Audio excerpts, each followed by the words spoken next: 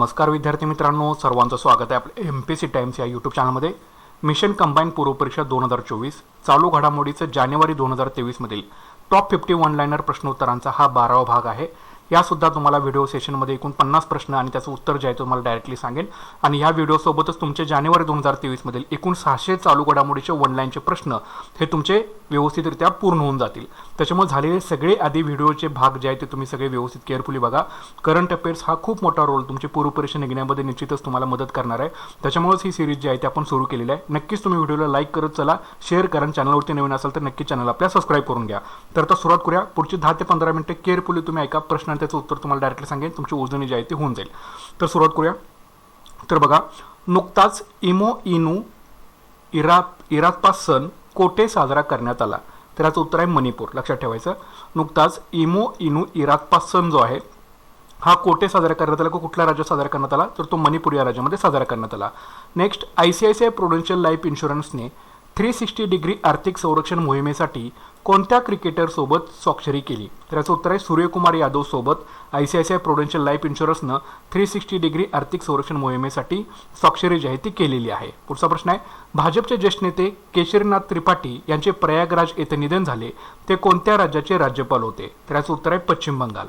तर भाजपचे ज्येष्ठ नेते केशरीनाथ त्रिपाठी यांचं प्रयागराज येथे निधन झालं, तर ते पश्चिम बंगाल राज्याचे कोण होते? राज्यपाल होते. पुढचा प्रश्न, कोणत्या महारत्न कंपनीने अलीकडेच भारतीय लष्करासाठी कमी धुराचे सुपिरियर केरोसिन तेल लॉन्च केलेलं आहे? तर याचं उत्तर आहे BPCLनं. ही जी महारत्न कंपनी आहे BPCL हिनं अलीकडेच भारतीय लष्करासाठी कमी धुराचं सुपिरियर केरोसिन तेल जे आहे हे लॉन्च केलेलं आहे.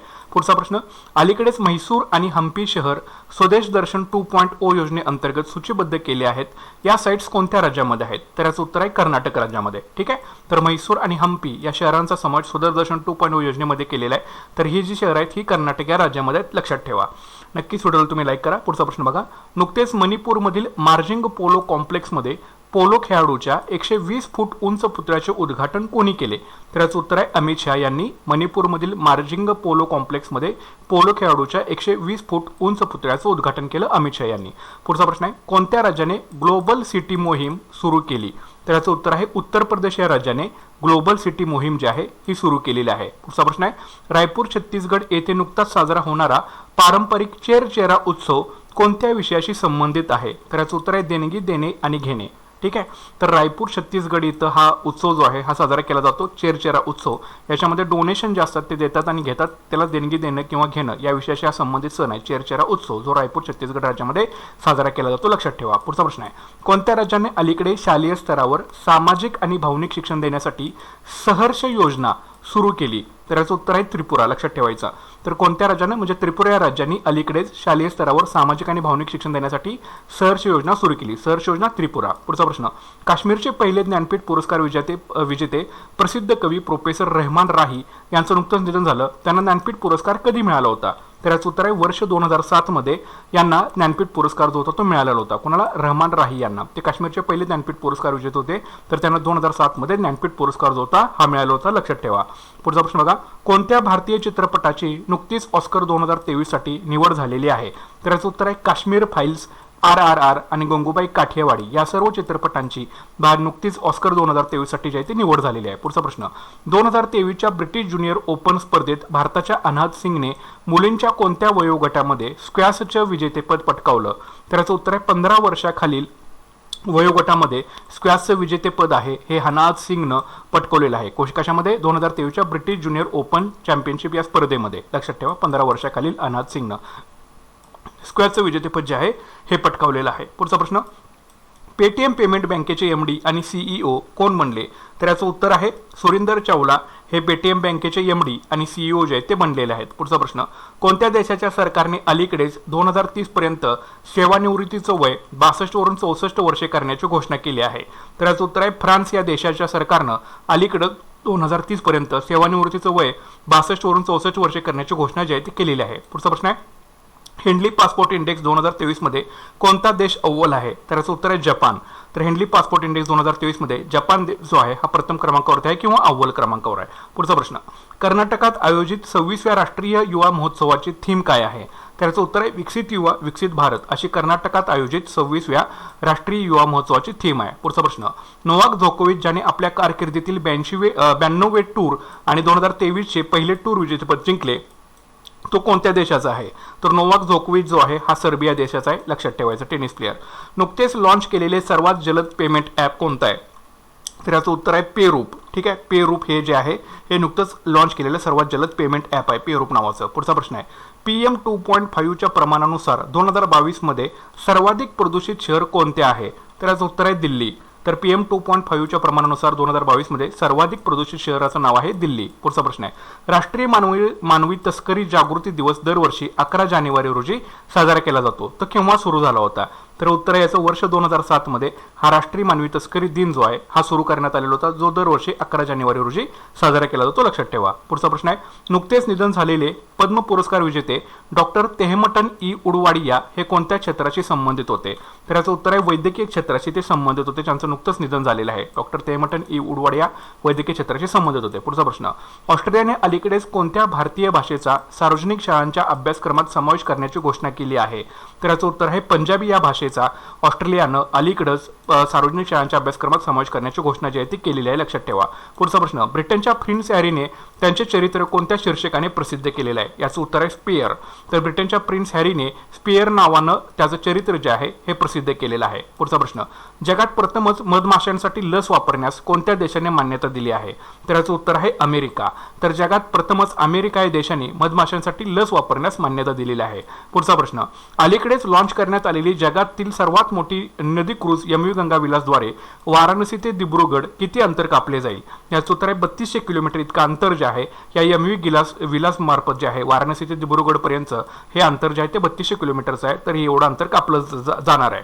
पुढचा प्रश्न, सारंग 2023 हा भारतातील सर्वात मोठा विद्यार्थी महोत्सव कोठे आयोजित केला जात आहे? तर याचं उत्तर आहे IIT मद्रासमध्ये सारंग 2023 हा भारतातील सर्वात मोठा विद्यार्थी महोत्सव आयोजित केला जात आहे. पुढचा प्रश्न, कोणत्या राज्याने अलीकडे सरकारी नोकऱ्यांमधील महिलांना 30% क्षैतिज आरक्षण देण्याचा कायदा जो आहे हा लागू केला आहे? याचं उत्तर आहे उत्तराखंड या राज्यानं अलीकडे सरकारी नोकऱ्यांमध्ये महिलांना 30% क्षैतिज आरक्षण देण्याचा कायदा जो आहे हा लागू केलेला आहे. पुढचा प्रश्न, केंद्र सरकारने अलीकडे कोणत्या राज्यांच्या इयर ऑफ एंटरप्राइजेस प्रकल्पाला सर्वोत्तम सराव मॉडेल म्हणून स्वीकारलं आहे? याचं उत्तर आहे केरळ. तर केंद्र सरकारनं अलीकडेच केरळ राज्याच्या इयर ऑफ एंटरप्राइजेस प्रकल्पाला सर्वोत्तम सराव मॉडेल म्हणून स्वीकारला आहे. पुढचा प्रश्न, महाराष्ट्र शासनाचा पहिला डॉक्टर पतंगराव कदम पुरस्कार 2023 ने कोणाला सन्मानित करण्यात आलेला आहे? तर याचं उत्तर आहे आदर पूनावाला यांना महाराष्ट्र शासनाचा पहिला डॉक्टर पतंगराव कदम पुरस्कार 2023 न सन्मानित करण्यात आलेला आहे. लक्षात ठेवा. पुढचा प्रश्न, नुकतेच संजीव सन्यालचे revolutionaries the other story of how India won its freedom हे पुस्तक कोणी प्रकाशित केलेलं आहे? याचं उत्तर आहे अमित शहा. तर संजीव सन्याल लिखित revolutionaries the other story of how India won its freedom हे पुस्तक अमित शहा यांनी जे आहे ते प्रकाशित केलेलं आहे. पुढचा प्रश्न, अलीकडेच बातम्यामध्ये असलेली डॉक्टर श्यामाप्रसाद मुखर्जी राष्ट्रीय जल आणि स्वच्छता संस्था कोठे आहे?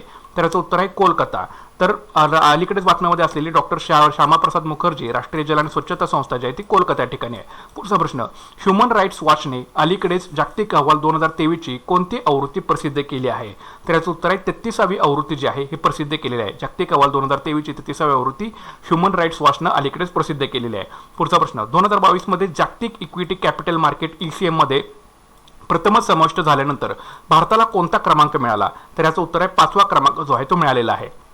2022 मध्ये जागतिक इक्विटी कॅपिटल मार्केट म्हणजे ECM मध्ये प्रथमच समाविष्ट झाल्यानंतर भारताला कुठला क्रमांक मिळाला? 5वा क्रमांक मिळाला. पुढचा प्रश्न, समुद्रयान मिशन नुकतेच ब्ल्यू इकॉनॉमीला प्रोत्साहन देण्यासाठी कोणाकडून सुरू करण्यात आलेलं आहे? तर याचं उत्तर आहे पृथ्वी विज्ञान मंत्रालयाकडून समुद्रयान मिशन नुकतंच ब्ल्यू इकॉनॉमीला प्रोत्साहन देण्यासाठी सुरू करण्यात आलेलं आहे, पृथ्वी विज्ञान मंत्रालय. पुढचा प्रश्न, अलीकडेच रणजी ट्रॉफीच्या इतिहासात दुसऱ्या क्रमांकाची सर्वोच्च धावसंख्या कोणी केली?